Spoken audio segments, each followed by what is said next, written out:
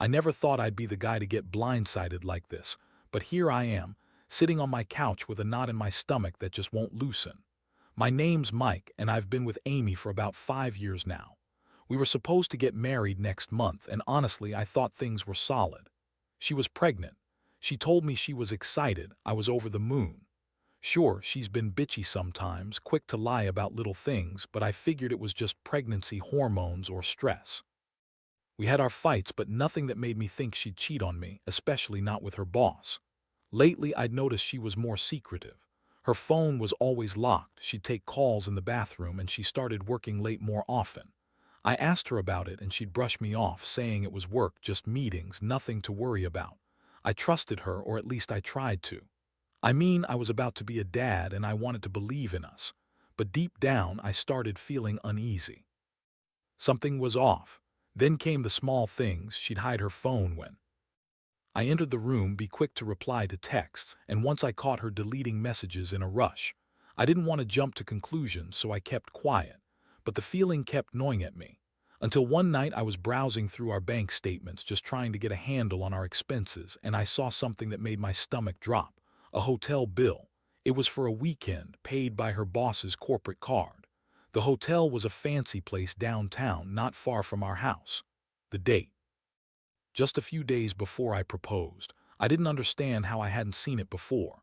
My heart was pounding, and I felt like I'd been punched in the gut. I stared at that bill for what felt like forever, trying to make sense of it. I knew without a doubt that they'd been together. And the worst part, I knew she was lying to my face about everything. She told me she was working late, going to meetings. I even caught her lying about where she'd gone that night. But this was the proof I couldn't ignore. I didn't sleep that night. The next morning, I decided I couldn't let it go. I confronted her. I waited until she came back from her meeting, and I told her I knew about the hotel, about her affair. Her reaction? Oh, she played the victim as always. Said I was paranoid, that I was overreacting, that she'd never cheat on me, especially not now when she's pregnant. She told me it was just sex, a mistake, she said, nothing more. But I saw the bitchy little smirk she had when she lied. It was so obvious she was still hiding something. The thing is, her excuses didn't add up. She kept insisting she was sorry, that it was just about sex, and that she loved me. But I saw the way she looked at her phone, at her boss's name popping up all the time. I couldn't shake the feeling that there was more going on, that this was just the tip of the iceberg. I was angry, hurt, and dumbfounded. I mean, how could she do this? She confided in him about my struggles, told him I was having a hard time at work, and now I find out she's been sneaking off to sea. Behind my back. In that moment, I felt like my world was crashing down. I kept asking myself how I missed all these signs, how I let her get away with it for so long. I thought we had a future, a family, and now I was faced with the reality that she had been lying to me from day one. It's like I didn't even know who she really was. I wanted to scream, to cry, to do something, but I just stood there, stunned. And deep inside, I knew I had to figure out what I was going to do next. After that confrontation, everything changed. The house felt colder, emptier, even though she was still there. Amy, my wife, looked at me with those fake, pitiful eyes, trying to act like everything was fine. She kept saying it was just sex, a mistake, that she loved me and didn't mean for any of it to happen. But I knew better. I saw through her lies. That smirk, the way she avoided my eyes, she was lying again, just like she'd been doing all along. The worst part was how she dismissed my feelings. She told me I was overreacting, that I was being paranoid, that I was just stressed out because of the pregnancy. She acted like it was no big deal, like I should just get over it. I wanted to believe her at first, maybe hope she'd change, but deep down, I knew this was just the beginning of something much worse. She was manipulative, always had been. I felt a mix of anger, heartbreak, and betrayal boiling inside me. I started to think about what I should do.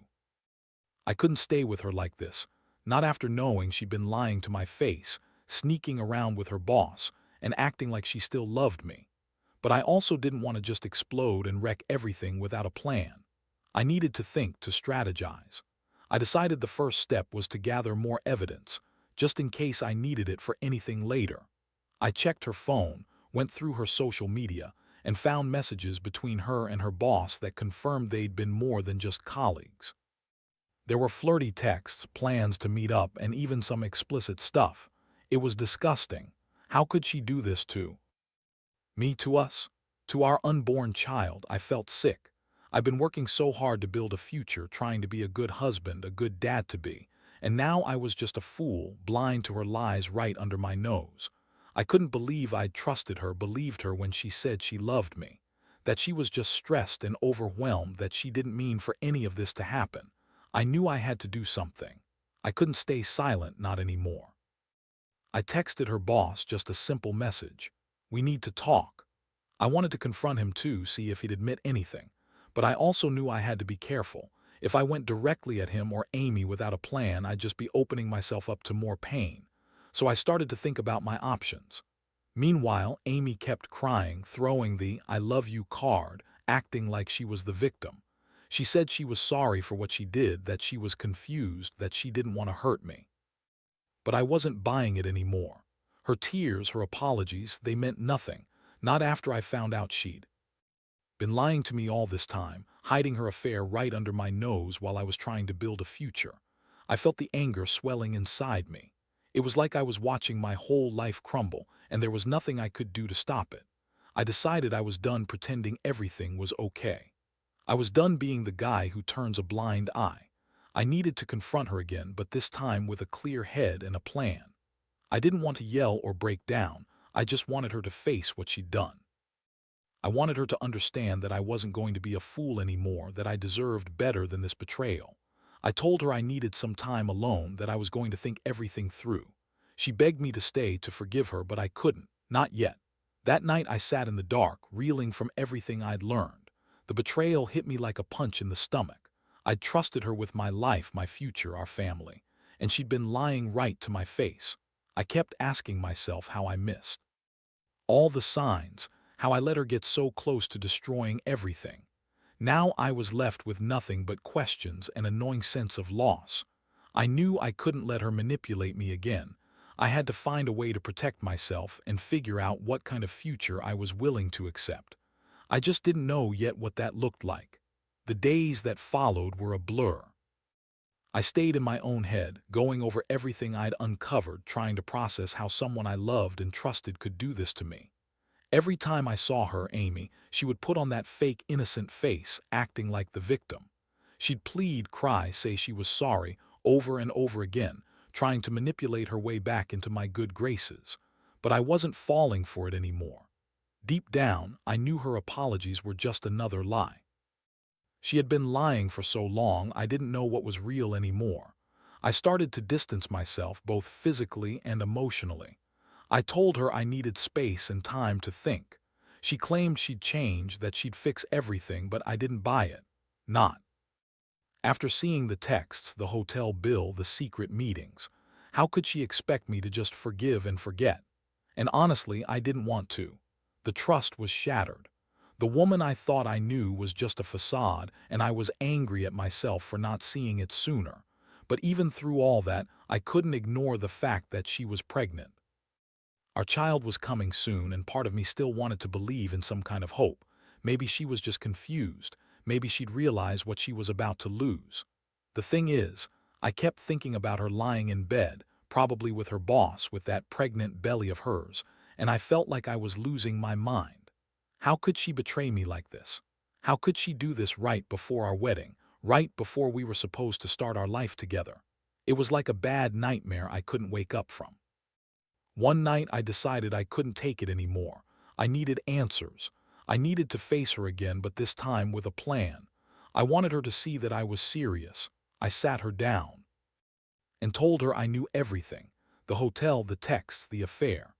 I asked her why she did it, why she lied to me when I was trying so hard to be a good husband, a good father. Her reaction: more tears, more manipulative sob stories about how she was overwhelmed, how she loved her job, how she was so sorry but she just couldn't help herself. She said she was under a lot of pressure, that she needed someone to confide in, that she found comfort in her boss's attention. And then she threw in the classic line: "It was just sex, Mike. It doesn't mean anything. I love you, I swear." I looked at her, exhausted and furious, and I wanted to scream. That just sex line, it made me sick. How could she be so callous? She was carrying our child and she was still lying, still hiding the truth. I wanted to shake her, tell her how much she'd hurt me, but I knew that wouldn't help. Instead, I told her I needed to leave for a while to clear my head. I couldn't stay there anymore, not with her spinning lies and pretending everything was okay. As I packed a bag to leave, she begged me to stay, to forgive her, to give her a chance to fix this. But I felt nothing but cold. I realized that forgiveness wasn't something I could give so easily, not after all I'd seen, all I'd felt. I told her I needed time, that I was going to figure out what I wanted. And I left, not out of anger alone, but because I knew I had to step back and truly think about everything. That night I sat in my car, parked outside our house, staring at the windows where she was probably crying or lying again. I felt the weight of everything I'd lost: trust, respect, the future I'd imagined with her and our baby. I wondered if she'd ever truly understand what she threw away. I thought about how this would change me forever, whether I stayed or left. Honestly, I was scared I'd end up bitter, angry, unable to forgive. But one thing was clear: I couldn't keep living in a lie. I had to decide if I was going to fight for a marriage that was already broken or walk away from it all. And then I knew I needed to choose what was best for me, no matter how painful that might be. The week that followed was one of the hardest of my life. I stayed away, trying to keep my mind clear and figure out what I truly wanted. Amy kept reaching out, texting, crying, pleading for me to come back, promising everything would be different.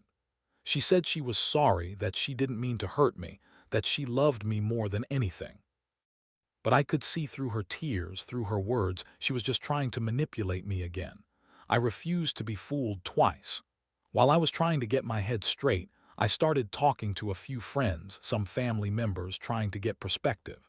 Everyone kept telling me to think about what was best for me and the baby, that I didn't deserve to be lied to, cheated on, and made a fool of. It was a lot to process. I kept feeling this awful mixture of anger and sadness, knowing she'd betrayed me, knowing she'd cheated on me with her boss, a man she confided in about my struggles. It felt like my entire world was crumbling. One afternoon, I found myself staring at that same hotel bill again, trying to piece everything together. I remembered how she'd lied about where she was that weekend, how she'd told me she stayed home because she was exhausted from work. Now I knew better. I'd seen her texts, her messages to him, how she was always planning to meet him, how she looked at him like she wanted to be with him instead of me. The worst part: she was pregnant, carrying our baby, and she'd still lied and cheated and manipulated her way through everything. That realization hit me hard. I thought about our future, the child we were supposed to bring into this world, and how she was already so willing to betray that. If she was capable of hiding all this, lying, sneaking around, what else was she hiding? Was she really sorry, or was she just trying to keep me quiet so she could keep her affair secret longer? I couldn't trust her anymore. That was what hurt the most, knowing the woman I loved, the woman I wanted to build a future with, had been deceiving me from the start. I decided I had to do something drastic. I knew I couldn't just sit around waiting for her to change. I needed to take control of the situation. I contacted a lawyer, started looking into my rights, what I could do to protect myself and our unborn child. I was scared of what the future held, but I knew I couldn't stay passive. I also reached out to a friend I trusted, a guy who had been through something similar, to get some advice on how to handle the emotional fallout. Meanwhile, Amy's constant crying and begging started to wear me down. She'd show up at my place, sobbing, saying she'd do anything to fix this, that she'd leave her job, stop seeing him, whatever it took. But I was skeptical. After everything I'd found, I couldn't just forget and move on. I told her I needed more time, that I wasn't ready to make a decision yet. I felt torn. Part of me still loved her, but another part was furious, betrayed, and just done. One night, I sat alone in my apartment, looking out the window at the city lights. I thought about the life we'd planned, about the future I'd imagined with her and our kid. That future was shattered, and I knew I had to decide whether to fight for what was left or walk away for good. I kept asking myself if she'd ever really change, or if I was just fooling myself. The pain was overwhelming. I'd never felt so lost. But I also knew one thing for sure: I couldn't let her destroy me, not like this. I had to find a way to move forward, even if it meant starting from scratch. The question was, how much more damage could I take before I broke completely? The days turned into a cycle of emotional exhaustion. I tried to pretend I was okay, but inside I was a mess. Every time I saw Amy, her eyes begged for forgiveness, her words trying to pull me back into her web. She kept telling me she'd leave her job, cut ties with her boss, do anything to make it right. But I wasn't convinced. After all the lies, I couldn't believe her anymore. I saw through her excuses. It was all just manipulation to keep me around, to keep me from leaving her. I started to piece together what I needed to do.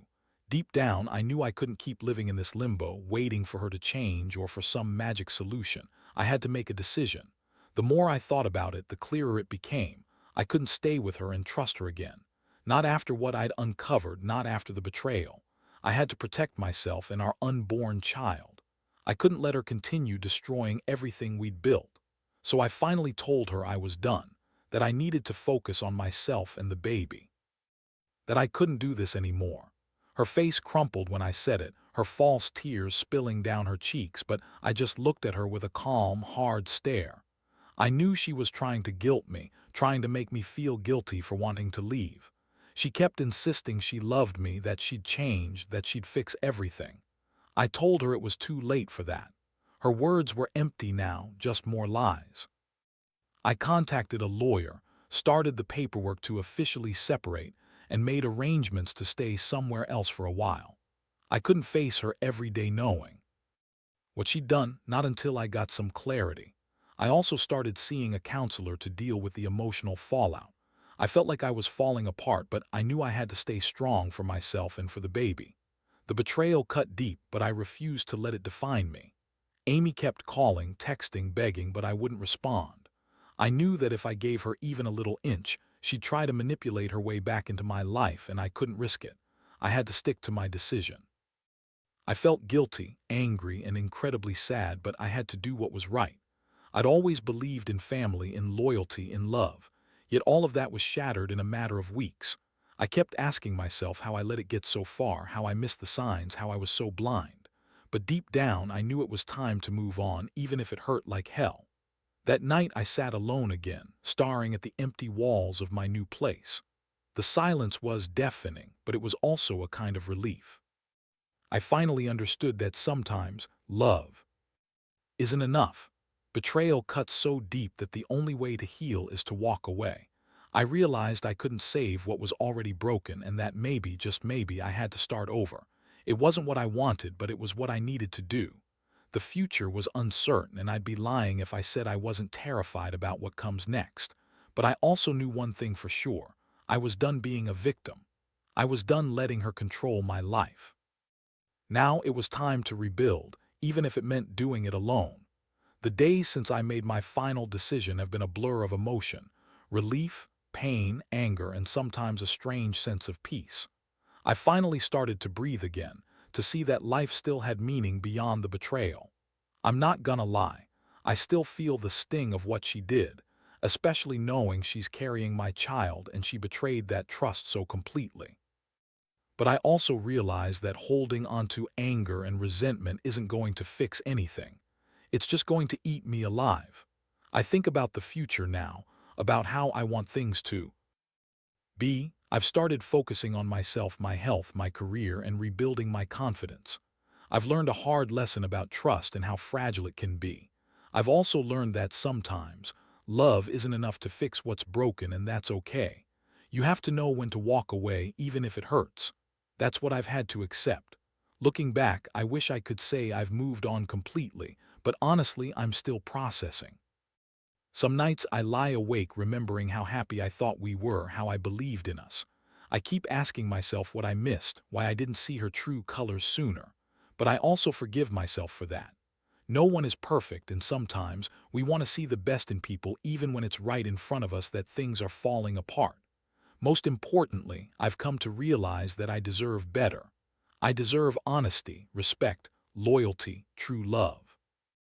Not this chaos, not the lies, and definitely not the betrayal that tore us apart. I know I'll be okay, even if it takes time. I have a child coming, and that's a new beginning for me, even if it was the one I expected. This whole experience has taught me to value myself more, to listen to my instincts, and to never settle for someone who doesn't respect me. I've gained a clearer perspective on what real love means: trust, honesty, and the willingness to fight for each other, not hide behind lies. I hope anyone reading this who's going through something similar will understand this. It hurts now, but healing is possible. You can survive betrayal, you can come out stronger even if it doesn't feel like it right now. As for Amy, I hope she finds her way, whether that's with her child or on her own. But for me, I'm choosing to leave that chapter behind. I'm tired of being the victim. I want to be someone who's stronger for it. I know the road ahead isn't easy, but I also know I've taken the first step toward reclaiming my life. And that's enough for now.